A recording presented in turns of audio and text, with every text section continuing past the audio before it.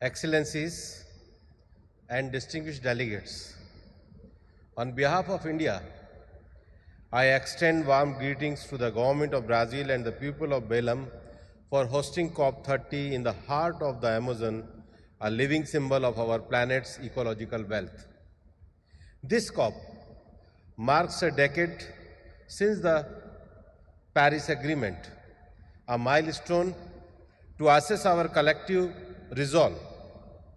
It has reminded us that climate change is no longer a distant manifestation, but is real and imminent. Unsustainable growth and development have placed Mother Earth in deep stress. Under the visionary leadership of Prime Minister Shri Narendra Modi, India has demonstrated successfully that development and environmental stewardship can advance in tandem. India's emission intensity has declined by over 36% since 2005.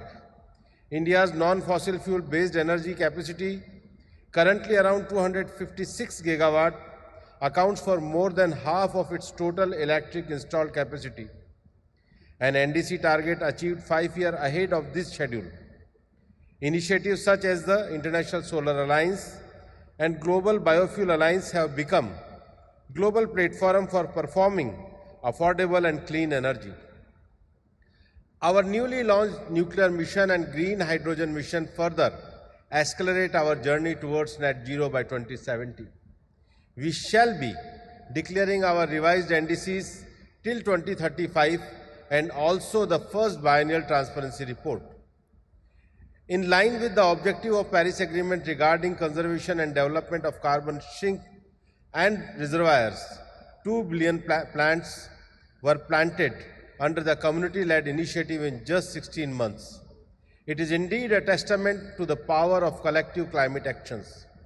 Excellencies, in the same spirit, developed countries must reach net zero for earlier than current target dates, fulfill their obligation under Article 9.1 of the Paris Agreement, and deliver new, additional, and concessional climate finance estimated to be in trillions of dollars.